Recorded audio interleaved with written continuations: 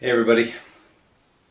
I was working on, when we were together last, an historical overview of the ancient Near East, and we didn't get very far. And I know that today we have a snow day, so we have missed some more time, and I don't want to fall any further behind in the course, so I figured I'd make this little video so that you guys could at least get the rest of the overview of that historical period before we move on to Near Eastern and Egyptian religion, hopefully next class. So I'm going to go ahead and just kind of lay out the rest of the chronology for you in a rough way, like I've been doing. I'm obviously not going to be writing on the board, so you guys are going to have to take notes as I talk if you can.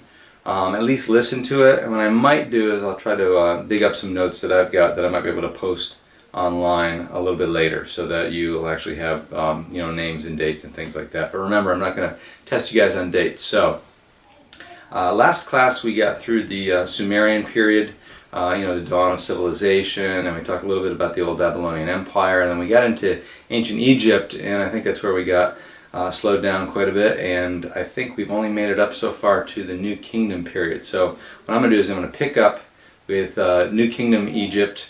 We got a little bit in, if I remember correctly. We had already discussed the expansion of the Egyptian Empire, particularly under Thutmose III, and how it stretched up into Syria. After that period, you still have an Egyptian empire, though you're going to have, I guess the next important figure for our purposes is going to be the Pharaoh Amenhotep IV, more famously known as Akhenaten. We'll talk a little bit more about him when we talk about the Amarna Revolution. I'm going to be dealing with that when we do Egyptian religion. But this character Akhenaten was more of a religious reformer, not so much focused on the military expansion of ancient Egypt. And it was very unpopular with his people. So we'll talk specifically about him, what the Amarna Revolution was, what kind of religious reforms he tried to institute. After his death, you do have a decline in at least his dynasty. That was the 18th dynasty, as you recall. The next important pharaoh, I guess militarily, is probably going to be the 19th dynasty pharaoh of Ramesses II. Probably the longest reigning monarch in all of Egyptian history, and one of the longest reigning monarchs in all of history, if not the longest reigning monarch. I believe he was on the throne for at least 67 years. Took the throne around 1280 BC, give or take. And one of the most famous battles that we know him associated with, which he left some good records of, is the Battle of Kadesh, which was around that time as well. So the Egyptian Empire at the time, again, was on the border of Syria. The empire which we had not yet discussed, and I'll talk about that in a little bit, were the Hittites, an Indo-European empire stretching down from Anatolia and basically coveting the same piece of property there in Syria and along the Levant. Ramesses, I'll talk maybe a little bit more about the battle later, but Ramesses counts it as a victory. It was definitely not a very clear-cut victory for Ramesses, but that's the way he records it. In his long reign, he was responsible for a lot of building and wonderful works of art, particularly the megalomaniacal tendency to build these extraordinary statues, oversized, incredibly large statues to his own ego. Anyways, after Ramesses II, again this is the 19th dynasty, I think the next important figure, maybe briefly to mention, is Ramesses III in the 20th dynasty. And Ramesses III is going to give us some written records, particularly inscriptions at his Medinet Habu, of the invasion of the Sea Peoples that took place during his reign. This is now the 12th century that we're talking about. I will talk more specifically about the Sea Peoples as we go, because they're going to relate to things going on in Anatolia and in particular Greece. And when we handle the Bronze Age Greek world, I'm going to specifically talk a little bit about them. But there are some written records that he left behind that talk about these people known as the Sea People. There are some earlier records as well under Pharaoh Merneptah, which was Ramesses II's son, that mention some of these groups as well. So we have a few documents, but one of the groups that's mentioned particularly in Ramesses' inscription is a group known as the Peliset. Now, the Peliset seem to be, that particular word seems to be related to the word Pelasgian and the word Philistine. And we do know that the Philistines are settling into the region of the Levant around this time, the area that will eventually be called Palestine after them. So this Philistine group, if you're familiar with the Old Testament at all, one of the most famous Philistine warriors, the famous Goliath. He fought David in the story of David and Goliath. But these Philistines were one of these sea peoples, and particularly Greek in origin, is what we know now. We didn't know that until, again, modern archaeology. Wrapping up the New Kingdom period, again, New Kingdom period goes essentially from 1570 to 1070. 1070 to 525 is what we're going to call the third intermediate period, and again you're going to have a period of disunity in Egypt. So you've got a number of fragmentations within the Kingdom of Egypt. You've got a number of foreign people that come in to rule during that period. You have some priests that are ruling in part of the territory. You've got Nubian invasion. You've got a Libyan invasion. You've got Nubian and Libyan pharaohs. Within this period, you're also going to have the arrival of the Assyrians, who we'll talk about in a little while. And the Assyrians actually conquer Egypt. That's around 671 BC. The period itself ends in about 525, and it's the advent of what we call the late period of Egypt. 525 is the date for the conquest of the Persians. It was Cambyses II, and we'll talk about the Persians again in a little bit. The Persians take over. Cambyses II conquers Egypt, and basically the Persians keep it in their hands for the most part, with a few little times when they lose control of it, until about 332, when Darius III loses the territory to Alexander the Great. And then the final phase, for our purposes, is going to be essentially Greek rule. Alexander the Great, 330, takes over Egypt, founds the city of Alexandria, moves on with his conquest of the greater Persian Empire, and dies in 323. And right after his death, one of his generals by the name of Ptolemy the First, as he'll come to be known, takes over Egypt and basically Palestine, and holds that within his family. It becomes known as the Ptolemaic dynasty. It's one of the great Hellenistic kingdoms. And about midway through the semester, we'll be dealing with the Hellenistic kingdoms and Hellenism in general. But the Ptolemies maintained control of Egypt all the way down to the last Ptolemaic emperor, Pharaoh, which happened to be Cleopatra VII, who lost it after her suicide to the Romans. Okay, so 30 BC is going to be essentially the end of the independent period of Egypt, and after that it becomes part of the greater Roman Empire, which we're going to spend a lot of time on later this semester. Okay, so that kind of summarizes the Egyptian period for you. What I want to handle after that was the Hittite culture. So let's move from Egypt kind of directly north to Anatolia. And if you remember, this is, I showed you on the map last class, basically modern Turkey. The mountainous region in central Anatolia is where you have the Hittites develop their civilization. And this is an Indo-European group. We haven't talked about Indo-Europeans yet. This may be the first fairly important Indo-European power. So the Hittites, as a culture, were a little bit different. Being Indo-European, they spoke a different language than a lot of the other Near Eastern cultures. The Sumerians, of course, had their language, and then the Semitic tribes, which we've talked about, the Amorites and whatnot, have their language. The Indo-European language is going to be a language that's associated with India and Europe, as you would imagine.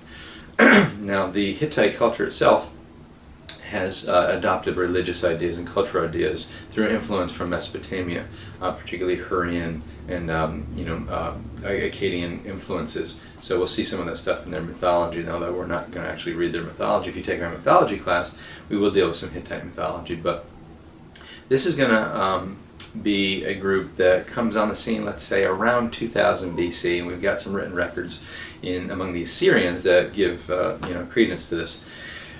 As far as an empire goes, it's going to be a slow build. The early king Anita of Kusara basically conquers rival Hittite cities in an attempt to unify. This is early on, let's say about 1900 BC, thereabouts, and then sets up his capital at a city known as Nessa, which is from which we get the word Nisili, the Hittite language. They refer to themselves as the language of Nisili. Nisili, yeah. Anyways, The first period that I want to talk about is the period that we'll call the Old Kingdom Hittite period, and that extends from about 1680 to approximately 1500 BC. And in this early phase, you've got a king known as Labarna I, who unites the Hittite cities. So you eventually have early consolidation of a kingdom, which is why we call it the Old Kingdom period. His son, Labarna II, who changes his name to Hattusili because he moves his capital to this important center known as Hattusis. This is a great fortress up in the mountains of Anatolia. Was lost for years. But Hattusis becomes the central capital of the Hittites during this period. They reached their peak, I would say, around 1600. And when we talked about the Old Babylonian Empire, I mentioned the Hittites sacking the city of Babylon around that date. This was under the king of Mursili I. So you can imagine the Hittites were strong enough to move an army out of Anatolia down into Mesopotamia and sack the capital of the Babylonian Empire, which is not too shabby. After that period, you do go into a slow decline for about 100 years. Now, they're eclipsed temporarily for about a 100-year period, around 1500 to 1400 approximately, by the rise of another kingdom known as the Mitanni, which are in northern Mesopotamia, very close to Assyria. Mitanni expansion and then retraction took place within that 100 years. And then after 1400, you're going to see a resurgence of Hittite power. Now the Hittite period next will be called sometimes simply the Empire period. Sometimes people refer to it as the Hittite Renaissance because it's really a rebirth in Hittite culture and expansion. And from about 1386 to 1200 is about the period that we're talking. The early king that basically starts this expansion is a guy by the name of Suppiluliuma I. I just love his name. It's long and bizarre and fun to say. So Suppiluliuma begins the expansion of the Hittites as far down as into northern Syria. It was also during this time he had relationships with Egypt. Of course, Egypt, again, being in the New Kingdom period, had their empire, which was extending from the south up into Syria from the other direction, and you can imagine there's going to be a conflict between these two world powers. Suppiluliuma actually arranged a marriage between one of his sons and the widow Ankhesenamun, who was the widow of King Tutankhamun, who apparently wanted some Hittite protection after the death of her husband. This didn't work out too well. The Hittite prince was on his way to Egypt when he was actually assassinated by the Egyptians, which obviously does not do very well for Hittite-Egyptian relations.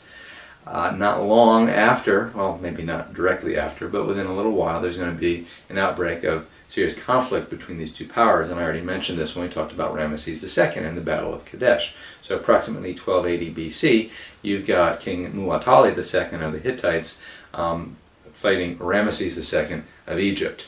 And like I mentioned before, Ramesses records it as a great victory, but it was actually a near loss for the Egyptians, as Muwatalli had Ramesses II pretty much in his grasp, but instead of sending in his infantry to seal the deal, he delayed, and the Egyptians were able to rescue Ramesses II. So Ramesses counts it as a victory. He nearly lost his life.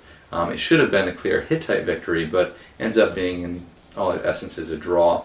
A few years later, they're going to sign a treaty. Hattusili III and Ramesses II are going to sign a peace treaty and going to go into a phase which is basically a Cold War. And really, you're going to go into a slow decline, again, of the Hittites after this period. Now, the Hittite culture also had, which is probably good to know, a particular advantage in technology at that period. The Hittites were known to have iron weapons and tools. And this was not a technology that other cultures had. It would have given them an incredible advantage over the Egyptians, who were still using bronze weaponry, which had been introduced during the Second Intermediate period. But iron was, at least the technology to work iron into useful tools, was not well known. The Hittites knew it, and they kept that a secret, as America tried to do after developing the atomic bomb during World War II. That kind of technology, you don't want it to get out. You don't want it to go to war with your enemies who have as good a weapons as you do. We do know the value of iron, particularly because, for instance, the famous tomb of Tutankhamun, which is famous for its gold, had one iron object that was in there, which was this small iron dagger. That seems to have been a gift from the Hittites to him. But it seems to have been the most valuable possession that he had. And again, it's not because iron was rare or anything like a precious metal the way gold was, but it was just nobody knew how to work it. Now, at the end of this period for the Hittites, you have an invasion, or migration really, of Phrygian peoples into Anatolia, and it ultimately leads to the collapse after 1200 by 1150 of the Hittites. And incidentally, it's also the end of the Bronze Age in that area, because you can imagine that technology would have gotten out, okay? And people start to pick up iron weapons and develop knowledge of iron after that. So 1150 is basically the cutoff between the Bronze Age and the now Iron Age. Okay, so the Hittites in the past, New Kingdom Egypt, again declining by 1070. You have now an expansion of a new power, a power of northern Mesopotamian people known as the Assyrians. Now the Assyrians have been around for a long time. We see of Assyrians mentioned in Sumerian writings as early as about 2400 BC. The city of Ashur is found in the writings that the Sumerians have left behind. That was their original location, their capital city. The Assyrians off and on tried to expand without much success. They were under the control of the old Babylonians by the mid-18th century. You have them pretty much under the influence of the Hittites while they were expanding, the Mitanni. And it really wasn't until the end of this Hittite period that the Assyrians had the opportunity now to build for themselves their own empire. So you see a minor attempt at empire building under the king Tiglath-Pileser I, who was about 1115 to about 1077. He expanded out of Assyria in Mesopotamia all the way to the Mediterranean Sea. But after his death, the empire again sort of shrunk back to its local kingdom size. You don't hear again a lot about that. There's actually a period of dark ages that follows within Assyria. As a matter of fact, that's actually part of the early dark ages of Assyria. The next major attempt comes in the 9th century. And you've got a couple kings that are worth mentioning, Ashurnasirpal II and Shalmaneser III. Ashurnasirpal from about 883 to 859, and then Shalmaneser III about 859 to 824, thereabouts. And they're known for their attacks, again, into the region of the Levant, again, Mediterranean Sea, particularly attacks on a group known as the Phoenicians, who I mentioned briefly last class. But the Phoenicians, I did mention, were important for a number of things, being great seafarers, developing the alphabet, commerce in general, and never built themselves into an empire. But this particular period I'm mentioning only because when we get to Roman history a little bit later on, we're going to be talking about a particular city that was founded by the Phoenicians known as Carthage.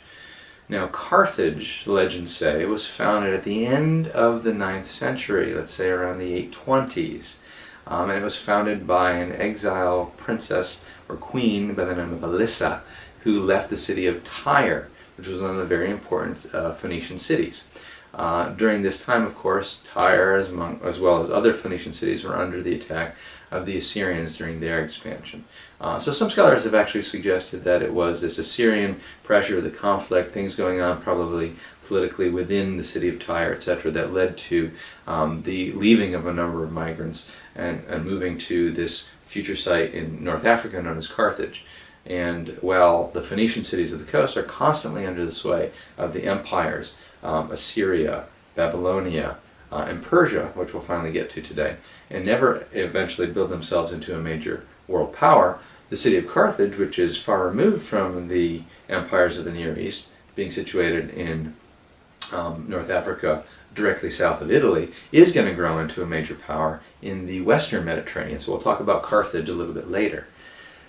Anyways, the Assyrian Empire that's attempted at that time, again, doesn't last for very long. And then there's a final attempt, and the real empire of the Assyrians is built during the 8th century. Tiglath-Pileser III begins the expansion around 745. He dies in 727.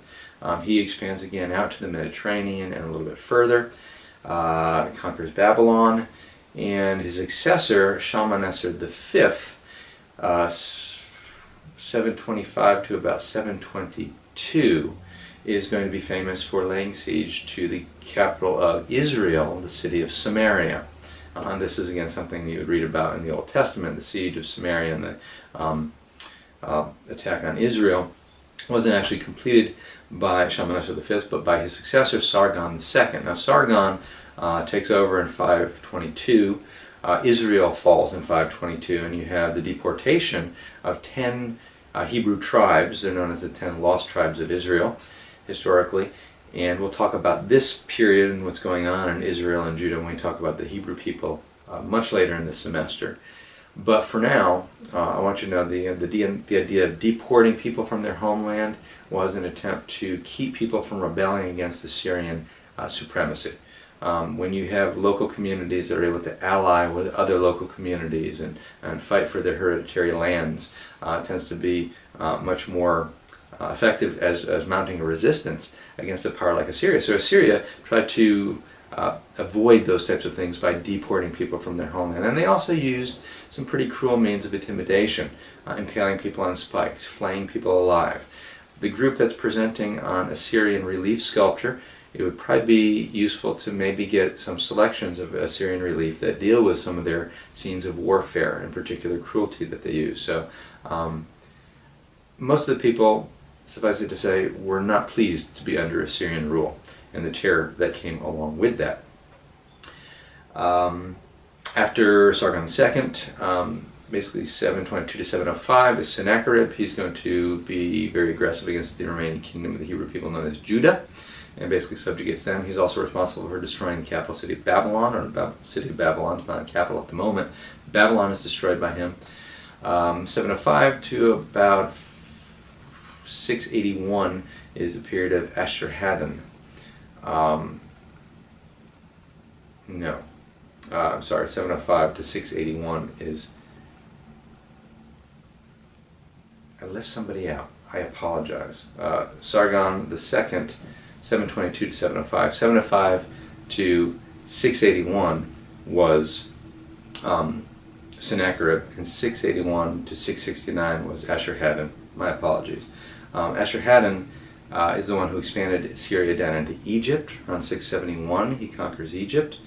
And then in 669 to 626, you have the last great king of Assyria, a guy by the name of Ashurbanipal.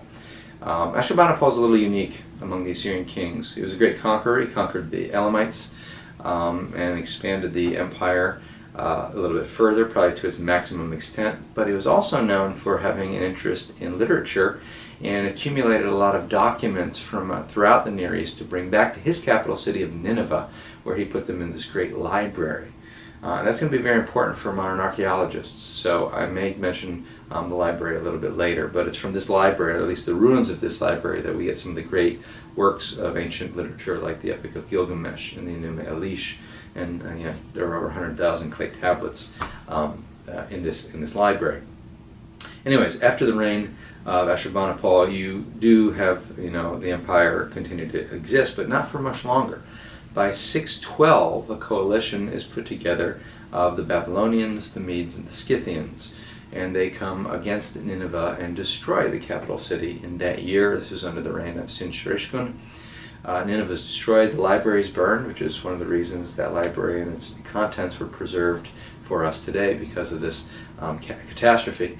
The Assyrian army limps on for a few more years. It's finally finished off by the Babylonians in 609, another battle maybe in 605 at Megiddo, and that's essentially the end of the Assyrians, and the rise now of the Babylonian Empire is next. So 2 empires to go. Let's talk about the new Babylonian Empire, and this is going to also be known as the Chaldean Empire.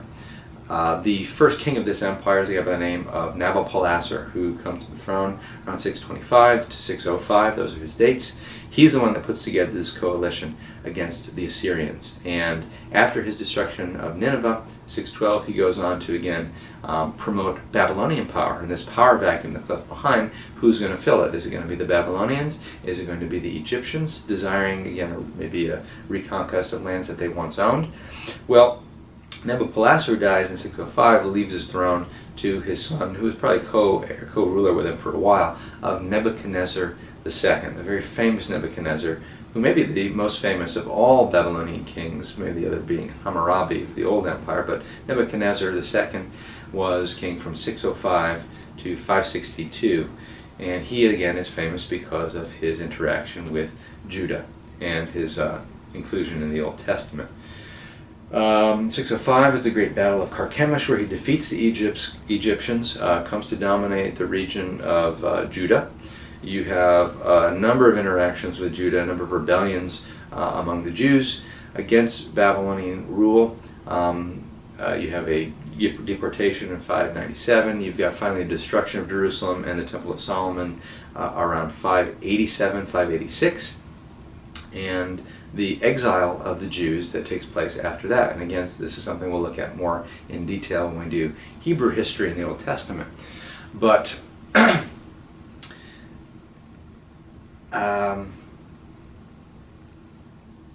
the reign of Nebuchadnezzar again ends, and then you have a number of weaker kings that follow him. The Babylonian Empire, this new Babylonian Empire, is rather short-lived. It's actually the year 539 when the empire collapses. So the final king of the Babylonians, who was a king that was not really located in Babylon, the capital, had kind of been living away from Babylon and had fallen out of favor with the people, was a king by the name of Nabonidus. And he lost the city of Babylon. He wasn't even there to defend it, but Babylon itself falls in 539 almost without a struggle to the next great empire, which we'll talk about, which are the Persians. Okay, so let's wrap up now with the last empire, the Persian Empire, and it happens to be the biggest and one of the more long-lasting cultures. I don't want to say empires because there's actually 3 empires that I'm going to talk about among the Persians.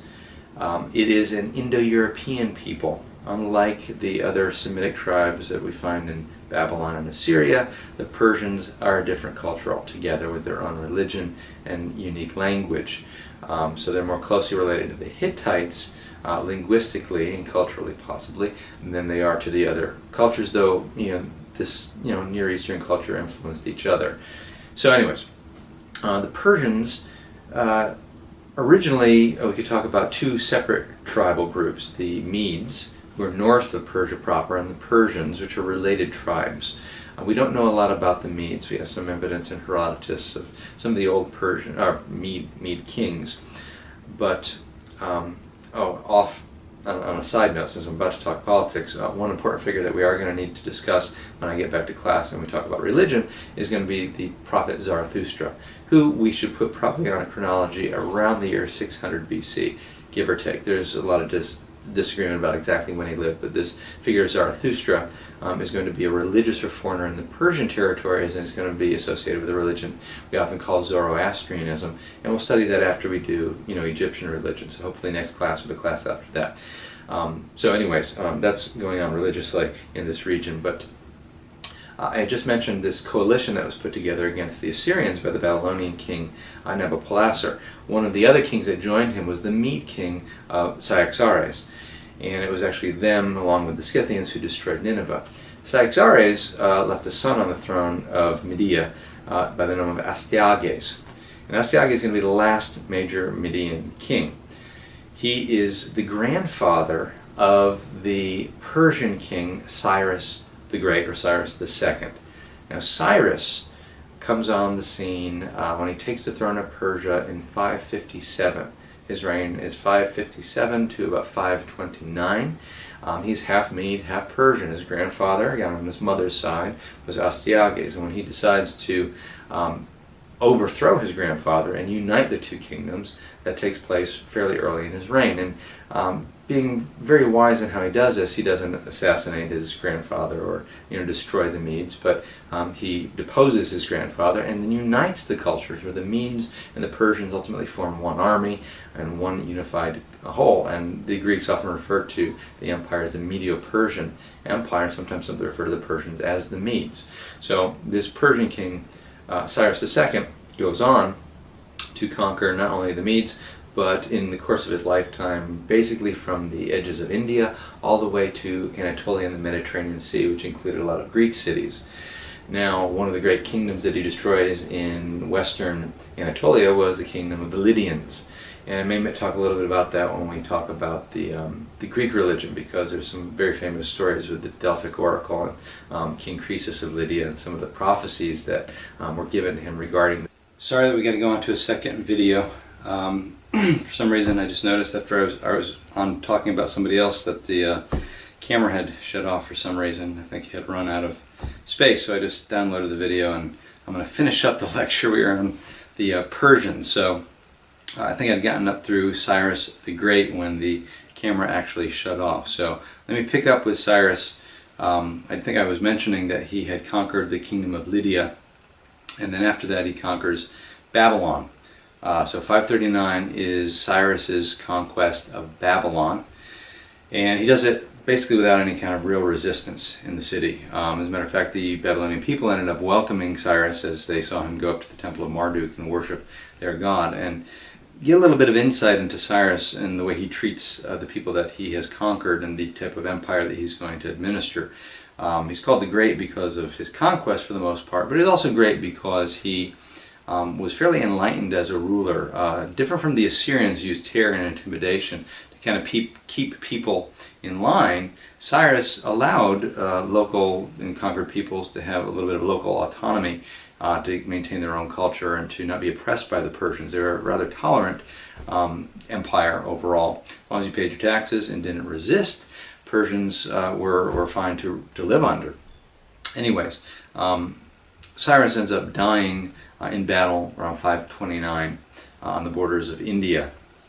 The empire that he establishes is going to be known as the Achaemenid Empire. It's his family name, after an ancestor Achaemenes. And he's succeeded by his son Cambyses II, who I mentioned when we talked about Egypt, because Cambyses, 529 to 522, is the individual who conquers Egypt.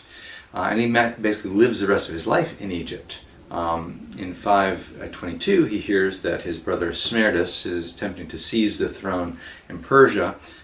He had believed he had assassinated his brother earlier, but apparently there was a failed attempt at assassinating him, or the way Darius accounts the story, which is Cambyses' successor, and I'll get to in a second, it was not actually Cambyses' brother, but somebody who was posing as Cambyses' brother. But either way, Cambyses was planning on leaving Egypt and going back to Persia to deal with that when he dies en route to Persia. He is succeeded, but not simply and not smoothly, by Darius I, or Darius the Great, 522 to 486. Now Darius is not a direct descendant of Cyrus, or a brother or anything of Cambyses. He's a cousin, he's a relative, and it takes him a number of battles, about 19 separate battles, to defeat at least 9 different opponents to seize control of the throne. Once he does so, he leaves an inscription and a relief sculpture known as the Behistun inscription on the Behistun Mountains, going basically through the Zagros Mountains from Persia into Mesopotamia. And if you're doing the presentation on Persian relief sculpture along with the Syrian relief sculpture, I would definitely show some examples of Persian relief sculpture, and the Behistun inscription would be a good one to use. It doesn't just have relief sculpture, but it has a text. Obviously, that's why it's called an inscription, written in 3 separate languages: the Persian language, the Elamite language, and the Akkadian language of Babylonia, so that everybody that would be able to pass through that region should be able to read this wonderful inscription, except for the fact that it's way up on the sides of the cliff and it would be very difficult to read from the ground. But in it he claims his legitimacy and recounts his consolidation of his power. Anyways, Darius is the first Persian king who is able to mount an expedition into Europe, where he goes as far as Thrace on the borders of Macedonia. That was around 512. 499, you have a revolt in Anatolia of the Greek cities of the coast, along the Aegean coast, who had decided to rebel against Persian authority. And we'll talk about this revolt when we do the Greek Archaic period, and we'll spend a lot of time specifically on Persian wars. But this revolt among the Greeks in Asia is put down by the Persians in 494. And Darius then decides to mount an expedition into Greece proper to punish the cities of the mainland who helped in this revolt against the Persians. This is known as the First Persian War, which takes place in 490 BC. It's a failure. The Persians are defeated at the famous Battle of Marathon. Darius would have attempted a second expedition, but he dies 486 and passes the throne on to his son Xerxes I, who rules from 486 to 464. And Xerxes actually does mount a second attack, a massive invasion of a massive invasion of Greece, known as the Second Persian War in the year 480. It is also a disastrous expedition, and the Persians lose to the Greeks once again. After Xerxes, probably the last notable king was his son Artaxerxes I, 464 to 424. What's notable about his reign is it's in that time that the Persians adopt the Zoroastrian calendar, and Zoroastrianism becomes, for all essential purposes, the official religion, at least of Artaxerxes and the monarchy, but begins a very successful spread throughout Persia in the following centuries. The last king that I will mention of the Achaemenid dynasty is again Darius III, who is going to fight against Alexander the Great and loses. He himself is assassinated by his own men in the year 330, and Persia ultimately passes into the hands of the Macedonians. Now, Persia is in Alexander's control for a while. Alexander dies in 323. By 312, one of his generals, a guy by the name of Seleucus, succeeds in consolidating his power in Mesopotamia and in Persia. And you have this Seleucid Empire, which is developed, and it holds that territory for some time. It eventually loses Persia to a new group of locals known as the Parthians. And this Parthian dynasty, founded by Arsaces, is founded around 247 BC, and the Parthian Empire continues to grow and grow, becomes a challenge to the Hellenistic kingdoms, the Seleucids and others, and eventually, after the fall of the Hellenistic kingdoms and the Roman occupation of those territories, it becomes a major enemy of the Roman Empire. Now, the Romans engaged with the Parthians over centuries, and it's really the 2nd century AD that the Roman wars with Parthia ultimately end in Parthian decline. In the 3rd century AD, there is a third empire that rises in Parthia. Around 226 AD, Ardashir forms what is known as the Sasanian dynasty, the Sasanian Persian period. We often call it the Third Persian Empire. And this empire is going to continue to be at odds with Rome for really all of its existence. It is a strictly Zoroastrian empire. This is the time when Zoroastrianism becomes the official promoted religion of the state. The Roman move of their capital to the city of Constantinople in part was due to the fact that not only are all the trade routes going through that general region along the Black Sea, but Constantinople is much closer to the eastern boundary of the Roman Empire, which saw Persia as the major threat as opposed to the barbarians. And even after the Western Roman Empire falls in 476 AD, the Eastern Roman Empire continues to struggle against Persia for some time. Basically culminates in the 7th century. In the early 600s, Persia was on the verge of taking Constantinople and laying siege to the city. The Emperor Heraclius is able to save Constantinople, and there's a back and forth war between Persia and Rome, and eventually in around 627 the Romans defeat the Persians decisively and destroy their capital in Mesopotamia, breaking the Persian power permanently. Persia is left crippled and weak. The Eastern Roman Empire, which is later known as the Byzantine Empire, and something we'll study at the very end of the semester, is also a good bit weakened, and this leaves the door open for the advent of the Arabs. The Islamic Empire coming out of Arabia. By 641, they're able to basically move into Persia and end the Sasanian Empire, and Persia falls to become just one part of this great Arabic Empire that we'll also study at the end of the semester. If we do not fall too far behind, we'll be finishing up with the rise of Islam. And that's where we're going to finish today as well. So you've got a basic overview of the historical Near East from around 3500 BC with the Sumerians all the way to 641 with the fall of Persia. Now remember, I mentioned on the test, that you will have to be able to put some of these empires in chronological order. I might not test you on the dates, but I do want you to know which empires follow which empires. So there'll be some of that information. So do familiarize yourself with it. And like I said, I'll try to put some general notes on Blackboard so that you'll actually have some of this stuff written down and don't just have to depend on your note-taking ability while I talk, because I know I'm talking kind of quickly. Anyways, that's the historical overview. Where we're going next class is we will go into the religion of the ancient Near East, particular Sumerian Babylonian religion, some of their concepts of divinity. We'll move into Egyptian religion.